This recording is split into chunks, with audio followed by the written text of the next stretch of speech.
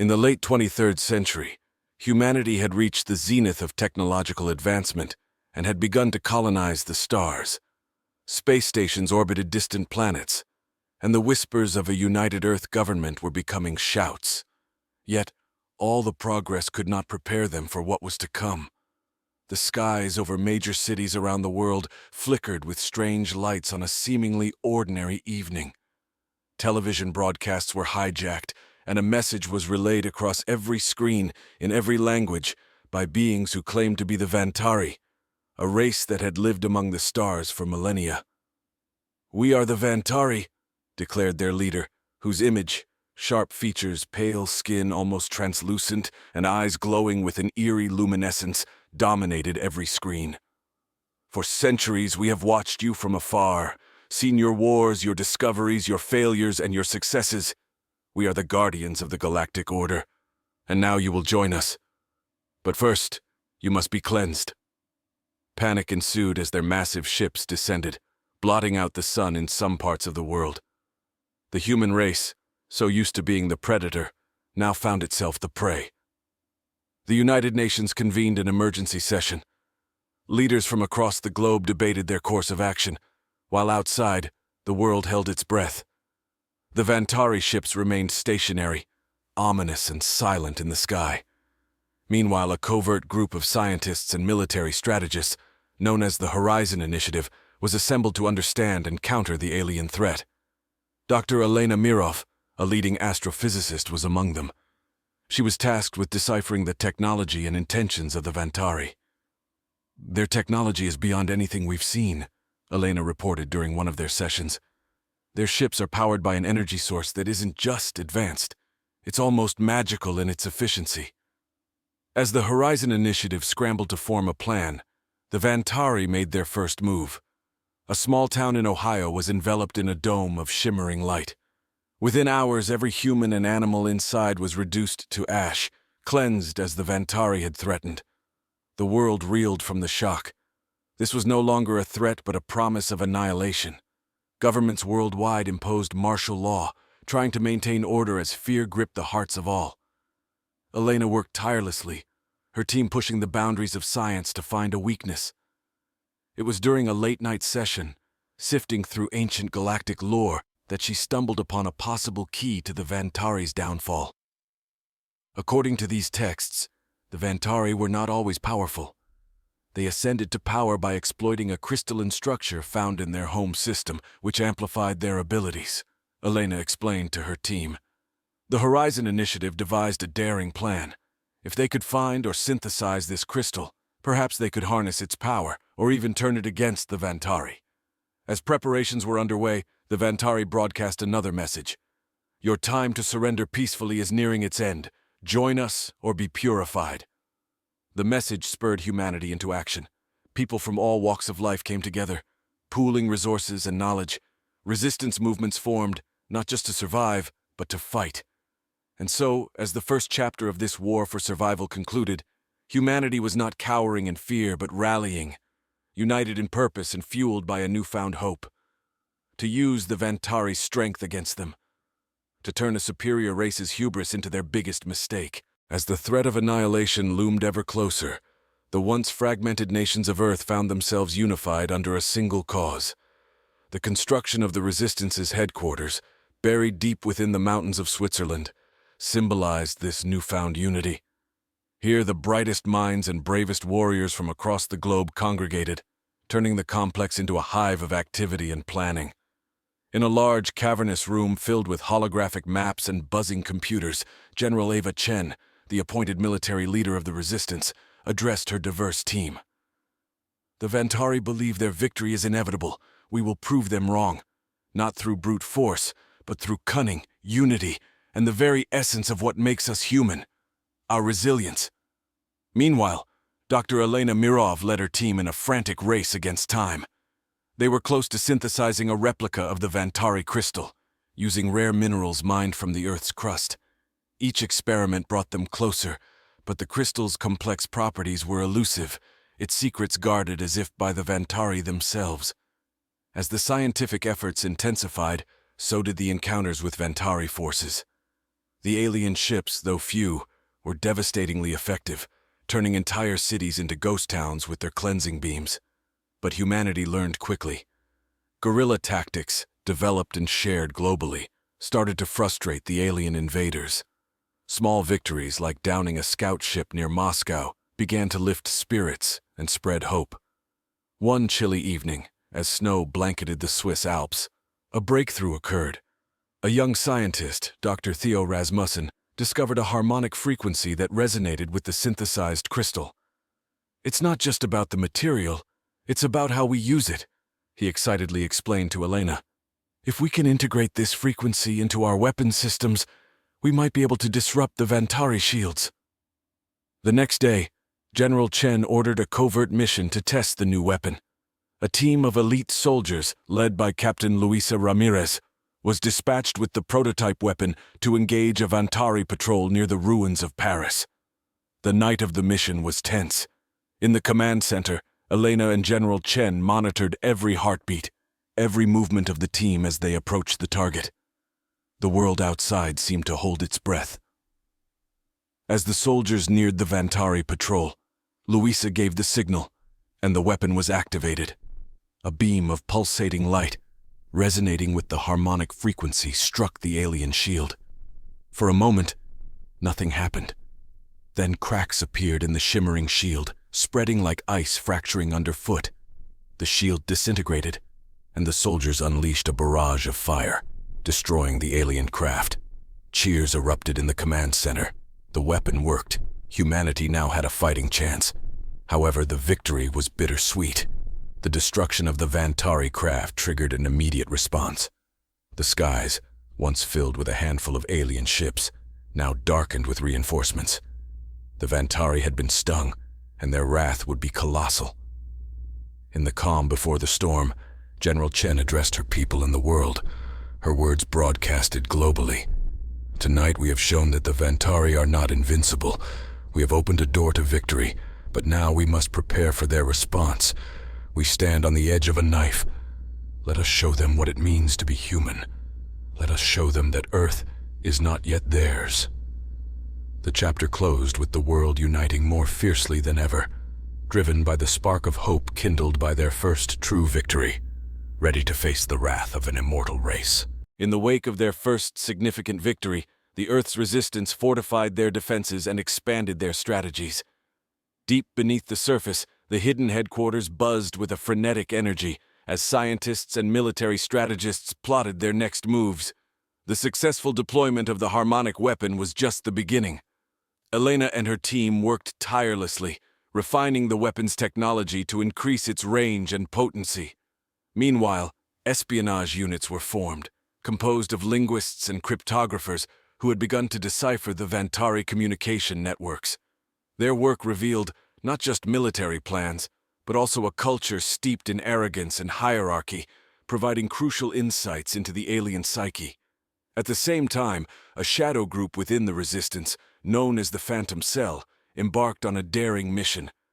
Led by the enigmatic agent Karim Nasir, this covert team infiltrated a downed Vantari vessel in the Sahara Desert. The mission was perilous, the desert unforgiving, and the Vantari technology bewildering. Yet the treasures they unearthed within the alien wreckage were beyond their wildest expectations. A cache of data detailing other Vantari outposts across the galaxy. Back in Switzerland, the war room was a flurry of activity as General Chen convened a strategy meeting. "This data could change everything," she declared, projecting the holographic images of alien outposts. "We strike them where they're not expecting, disrupt their operations, sow confusion, turn the tide." As preparations for the new offensive were underway, an unexpected message arrived, not from the Vantari, but from another alien race, the Thalassians. They had been watching the conflict from the shadows, intrigued by humanity's resilience and audacity. The Thalassians offered knowledge and assistance, wary of the Vantari's expanding dominion. Skeptical, but aware of the potential benefits, General Chen agreed to a meeting on neutral ground, a decommissioned space station orbiting Titan. The rendezvous was tense. The Thalassians, beings of shimmering scales and penetrating eyes, communicated through a symphony of color and sound. With Elena's help, translating this complex language revealed their offer. A technology that could cloak Earth cities from Vantari sensors, buying the Resistance crucial time to strengthen their defenses and offenses. Empowered by this new alliance, the Resistance began deploying cloaking devices over major settlements, rendering them invisible to the Vantari fleet. The skies above these cities, once filled with the threat of annihilation, now shimmered briefly before disappearing from the aliens' view. Meanwhile, Captain Ramirez led a squadron in a bold strike against a Vantari outpost on Mars, utilizing the Phantom Cell's intelligence. The outpost, caught off guard, fell quickly, providing the Resistance with a wealth of Vantari weapons and artifacts. Each victory fed the fire of hope across Earth's populace.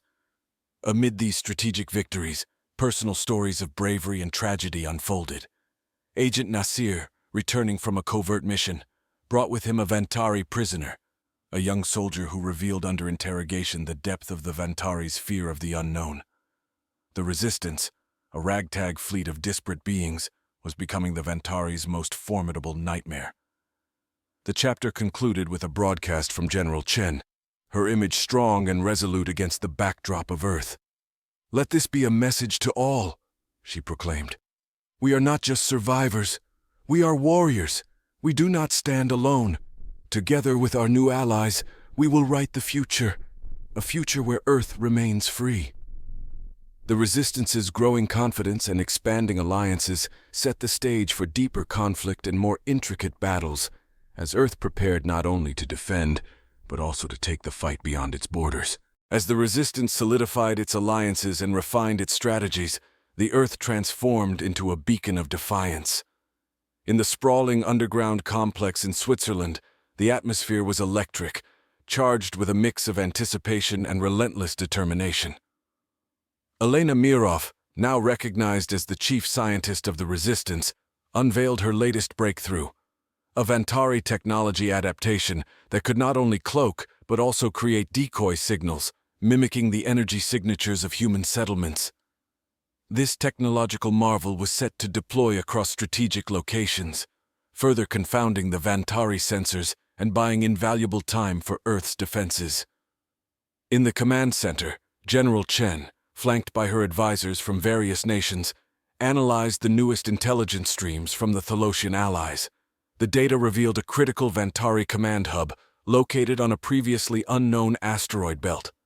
Seizing it could cripple their operational capabilities and provide a wealth of intelligence. The general promptly initiated a two-pronged strategy, Operation Starlight, to seize the asteroid and defend Earth against any retaliatory strikes. Captain Ramirez, now a decorated hero of the Resistance, was tasked with leading the assault team. Alongside her, Agent Nasir and a squad of Thalosian operatives prepared for what was billed as one of the most perilous missions yet. Their journey through hyperspace, a recent capability borrowed from Thalosian technology, was fraught with the unknown as they dodged gravitational anomalies and cosmic storms. Back on Earth, as the mission progressed, the populace rallied in support. Cities, once desolate from the fear of Vantari purges, thrived with gatherings and broadcasts, celebrating each small victory and honoring those who had fallen. This unity was broadcast across the Resistance networks, bolstering morale and reinforcing the shared commitment to freedom. On the asteroid, the battle commenced under the cover of cosmic dusk. Vantari forces, caught off guard by the sudden appearance of human and Thalosian fighters, scrambled to defend their stronghold. The Resistance fighters, equipped with the latest harmonic weapons and cloaking devices, breached the Vantari defenses, plunging into the heart of the asteroid. The conflict was brutal, with each corridor and chamber contested fiercely. Meanwhile, the Earth's skies darkened once more as a Vantari retaliation fleet emerged, larger and more formidable than any before. But this time, Earth was prepared. Shield generators, powered by the synthesized Vantari crystals, sprang to life, enveloping key cities in protective domes. The Vantari beams, once deadly, now splashed harmlessly against the shields, their energy diffused. Amidst the chaos of battle, a dramatic development unfolded within the asteroid's command hub. Captain Ramirez, through a daring maneuver, captured a high-ranking Vantari officer. This prisoner, unlike any before, was privy to the deepest secrets of the Vantari, including the existence of a mythical first world, their origin planet, which held the key to potentially ending the Vantari threat forever. The chapter closed with the Resistance celebrating their hard-won victory at the asteroid. While back on Earth, leaders and citizens alike stood under the protective shields, gazing up at the stars with renewed hope. The narrative of the war had shifted from a desperate struggle for survival to an audacious campaign for victory. The stage was now set for deeper explorations into the cosmos and the Vantari mysteries, as Earth's fighters prepared not only to defend their home, but to challenge the Vantari across the stars. In the aftermath of their victory at the asteroid command hub, the Resistance's spirits soared as they geared up for their most ambitious operation yet, locating and confronting the Vantari at their mythical first world. The captured Vantari officer under tight security revealed that the first world was hidden by a veil of dark energy, making it invisible to conventional detection methods. This revelation tasked Elena Mirov and her team with devising a means to penetrate this veil. Within the bustling subterranean labs, a new energy signature detector was engineered, utilizing a fusion of Thalosian spectral technology and the harmonic resonance principles previously discovered. This device, named the Celestial Compass, promised to guide the Resistance fleet through the uncharted territories of deep space where the First World lurked. As preparations for the interstellar journey were underway, political leaders and military strategists from Earth convened in a global council. They debated the implications of attacking the Vantari at their origin, aware that success could decisively end the threat but also stir unknown consequences. After intense deliberations, the decision was unanimous. Earth would take the fight to the Vantari's doorstep. Captain Ramirez, now appointed admiral due to her relentless bravery and tactical genius, was chosen to lead the fleet. Alongside her, Agent Nasir and a team of elite operatives from various Earth nations and Thalosian warriors prepared for the journey. The fleet, equipped with the latest advancements in weaponry and cloaking technology, embarked from a secret lunar base, slipping quietly into the cosmos. Their journey was fraught with challenges. Navigating through cosmic anomalies and avoiding Vantari patrols, the fleet relied heavily on the Celestial Compass. As they approached the coordinates of the First World, a massive storm of dark energy engulfed them. The ships trembled, and lights flickered under the strain. But the compass held true, guiding them through the tempest to their destination. What awaited them was beyond their wildest imaginations. A planet shrouded in swirling dark clouds, with towering structures emitting ominous pulses of energy. The First World was a fortress, bristling with defenses and patrolled by Vantari warships. The battle to breach the planet's defenses was epic. Space around the First World erupted in chaos as Resistance ships, weaving through torrents of energy fire, launched a full assault. Using decoy projections and cloaked bombers, they managed to penetrate the outer defenses, allowing Admiral Ramirez and her strike team to land on the surface. On the planet, the team encountered a world unlike any other. The environment was harsh, with gravity anomalies and toxic air, but also hauntingly beautiful with bioluminescent flora and crystalline landscapes. Pushing forward, they infiltrated a massive complex believed to house the control hub for the Vantari's galactic operations. Inside, they discovered not just military operations, but also historical archives, revealing the Vantari's centuries of conquests and the origins of their advanced technology. Amidst this treasure trove of information, they found the key to disabling the dark energy veil permanently, which would expose the First World to the entire galaxy. As the chapter closed, the Resistance, having secured the control hub, prepared to send a galaxy-wide broadcast revealing the true nature of the Vantari Empire. Back on Earth, the news of the ground operation's success ignited celebrations, but also anticipation of the Vantari's response to this bold incursion into their sacred space. The stage was now set for a galactic showdown that could either cement humanity's freedom or plunge them into a dire universal conflict.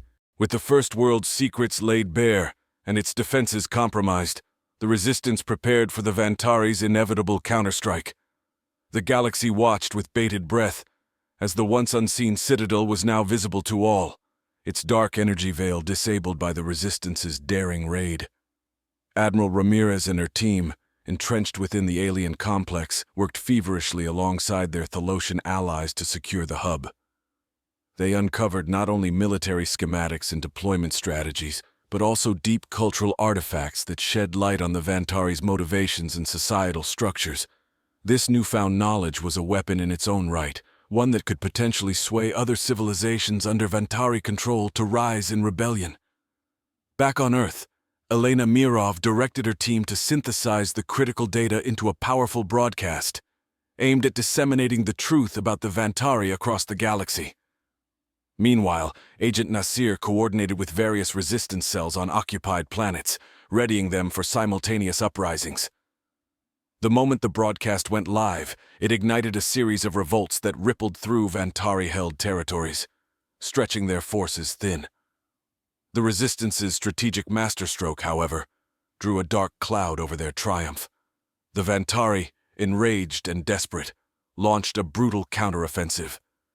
Their fleet, massive and relentless, descended upon the First World, intent on reclaiming their stronghold and punishing the audacious invaders. As space around the First World turned into a battlefield, Admiral Ramirez led her forces in what would become known as the Battle of the Veil.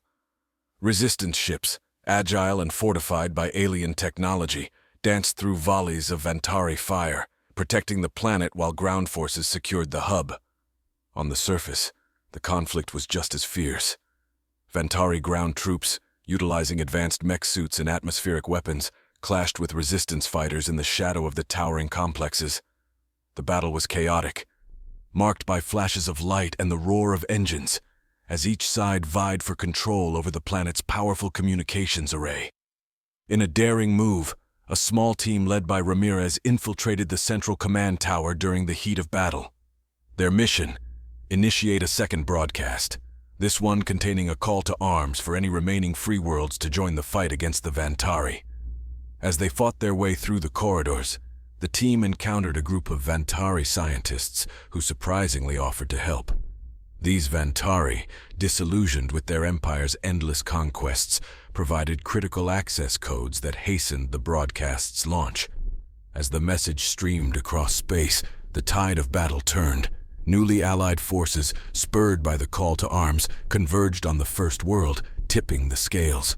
The Vantari, overwhelmed and caught off guard by the defection of their own, began to retreat. The chapter closed with the Resistance celebrating their hard-fought victory amidst the ruins of the Vantari stronghold.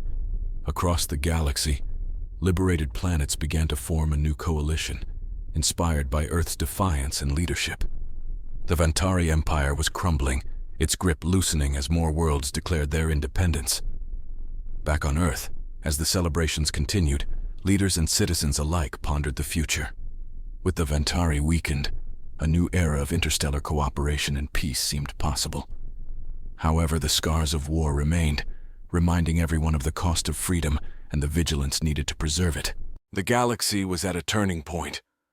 With the Vantari Empire's influence waning, the newly formed galactic coalition began the monumental task of rebuilding and redefining interstellar society.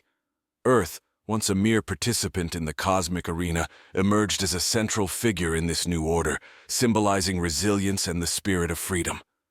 At the forefront of these efforts was the creation of the Unity Station, orbiting Earth, designed as a hub for diplomacy and collaboration. Here, representatives from countless worlds, including former Vantari territories, convened to draft the Galactic Charter. Elena Mirov, appointed as Earth's ambassador, advocated for a governance model that emphasized mutual respect, shared knowledge, and collective security. As the political landscape reshaped itself, the scars of war lingered. On Earth and across many planets, cities were being rebuilt, ecosystems restored, and communities healed. In the midst of this reconstruction, Admiral Ramirez, now retired from active duty, initiated the Veterans Integration Program, aimed at supporting soldiers transitioning back to civilian life and utilizing their skills in peacetime endeavors. Meanwhile, on the First World, now renamed as the Beacon World due to its role in the conflict, A different kind of mission was underway. Led by Agent Nasir, a mixed team of human and alien archaeologists began excavating the ancient Vantari ruins. They uncovered artifacts and data archives that offered insights into the Vantari's rise to power and their technological advancements. This knowledge proved invaluable, not only for historical understanding but also for technological innovation, feeding into new energy systems and propulsion technologies being developed on Earth. However, the peace was not without its challenges. A faction of Vantari hardliners, refusing to accept their empire's downfall, established a rogue state on the outskirts of the galaxy. This development tested the resolve of the Galactic Coalition. In response, a peacekeeping force, comprising units from various allied planets and led by former resistance commanders, was dispatched to monitor and, if necessary, intervene in the rogue state's activities. Amid these broader galactic shifts, personal stories of adaptation and growth flourished. Elena Mirov, in her role at Unity Station, navigated complex diplomatic waters, striving to balance Earth's interests with those of her alien counterparts. Her efforts were crucial in drafting the Unity Accords, a set of principles aimed at preventing future conflicts and promoting a culture of peace and cooperation. Back on Earth, as cities rose from the ashes, a new cultural renaissance blossomed. Art, music, and literature saw a surge of new influences from across the stars, reflecting the broadened horizons of humanity. Festivals and celebrations, often featuring collaborations between human and alien artists, became common, symbolizing the intertwined destinies of the galaxy's myriad inhabitants. The chapter closed on a hopeful note, with the inauguration of the Galactic Cultural Festival on Unity Station. The festival was a vibrant showcase of unity and diversity, with delegations from different planets sharing their traditions and innovations. As fireworks lit up the space around Unity Station, the people of the galaxy looked forward to a future crafted by shared dreams and mutual aspirations. The nascent Galactic Coalition, a beacon of unity and peace, faced its first significant test as tremors of instability began to echo through the galaxy. On the fringes where the Vantari hardliners had settled, a mysterious energy anomaly was detected, threatening not just the rogue state but neighboring systems as well. At Unity Station, a special task force was formed to investigate, led by Admiral Ramirez, who had come out of retirement due to the gravity of the threat. She was joined by a team of experts, including a brilliant young physicist, Dr. Lian Zhao, who specialized in quantum anomalies, and Thalassian engineer Morix, whose expertise in dark energy mechanics was unmatched. Their investigation led them to the Outer Rim, where the anomaly had formed near a black hole, the result of illegal Vantari experiments attempting to harness dark energy as a weapon. The situation was dire, as the anomaly's growth threatened to destabilize the region's space-time fabric, potentially creating a cascade of black holes. Back on Earth, Elena Mirov spearheaded a diplomatic initiative to gather support for the task force's mission. She navigated through intricate political webs, securing technology, ships, and intelligence from various coalition members. Her efforts were instrumental in rallying a multi-species fleet, equipped with advanced containment technology designed to neutralize the anomaly. Meanwhile, on the Beacon world, Agent Nasir uncovered ancient Vantari texts that hinted at a forgotten technology capable of controlling dark energy. With a team of archaeologists and scientists, he delved deeper into the planet's ruins, racing against time to find something that could aid the task force confronting the anomaly. The task force's journey was fraught with peril. As they approached the anomaly, the fabric of reality around them warped and twisted. Standard navigation became unreliable, and the fleet had to rely on Morix's innovative navigation algorithms, which used real-time quantum feedback to plot a safe course. Upon reaching the anomaly, the situation was worse than anticipated. The rogue Vantari had constructed a massive energy harvester, drawing power from the black hole, which was now spiraling out of control. In a daring maneuver, Dr. Zhao deployed a series of quantum resonators around the anomaly, stabilizing it temporarily. This allowed Admiral Ramirez and her team to board the harvester and confront the Vantari. The confrontation was intense, with Ramirez leading her diverse team against hardened Vantari militants. Amidst the chaos, Morix successfully re-engineered the harvester's controls, redirecting the dark energy back into the black hole, neutralizing the threat. Simultaneously, Nasir's team on the beacon world discovered a Vantari device, a dark core stabilizer, which they urgently shipped to the task force. Integrating this ancient technology with Dr. Zhao's resonators, they not only stabilized the anomaly permanently, but also restored balance to the affected region's space-time continuum. The chapter closed with the Coalition celebrating another victory against the odds, further solidifying their unity. Elena Mirov's diplomatic prowess, Ramirez's leadership, and the scientific breakthroughs achieved by the team exemplified the potential of the diverse galaxy working together. As celebrations ensued, a new challenge loomed on the horizon. A distant galaxy sending signals of a mysterious nature, hinting at another civilization reaching out, possibly friend or foe. The galaxy's inhabitants looked toward this new horizon, ready to face whatever it might bring.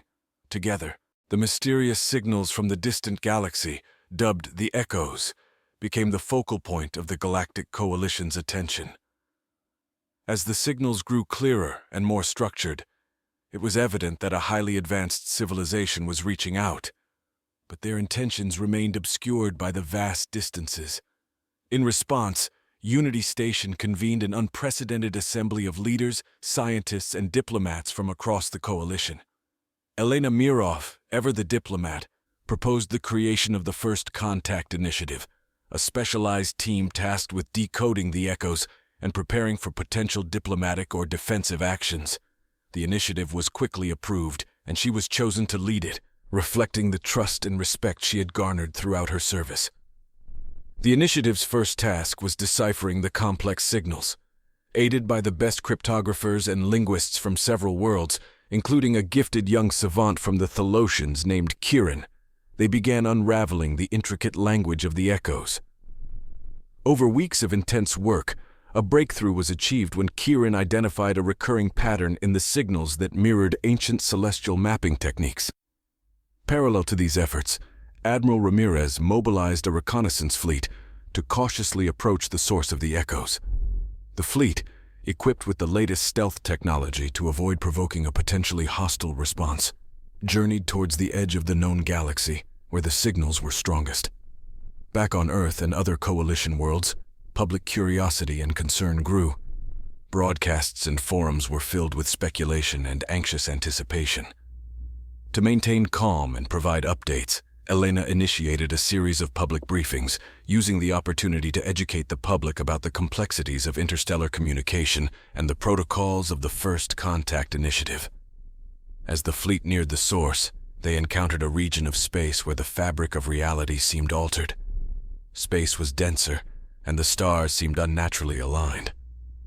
Dr. Zhao, now aboard the flagship as its chief scientist, theorized that the civilization they were approaching might be using advanced gravitational technology to communicate across the galaxy. Finally, the source was revealed, a massive artificial structure orbiting a black hole, emitting the echoes.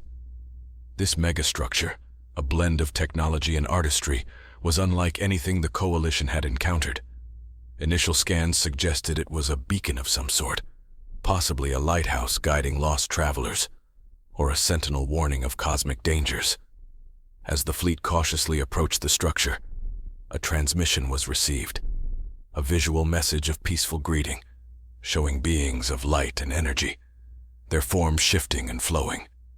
They called themselves the Luminari, custodians of galactic peace in their region, who had observed the Coalition's efforts against the Vantari and deemed them worthy of contact.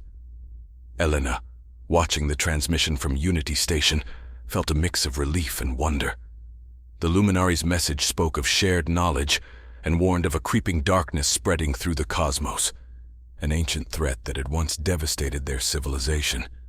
They offered an alliance, seeking to unite against this common foe. The chapter closed with preparations for a diplomatic mission to the Luminari's home, symbolizing a new chapter in the Coalition's history. As ships readied for the journey, the galaxy stood on the brink of an unprecedented alliance, gazing into the cosmos not with fear, but with hope for a united future against the shadows that lay beyond.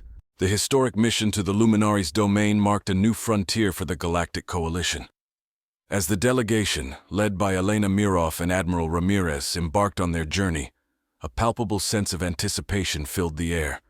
The spacecraft, an architectural marvel combining human ingenuity with Thelosian and Vantari technologies, was specially designed for this diplomatic mission, featuring advanced communication systems and environmental adaptations to host various life forms. Upon arriving at the Luminaries' megastructure, the delegation was greeted with a display of breathtaking beauty and complexity.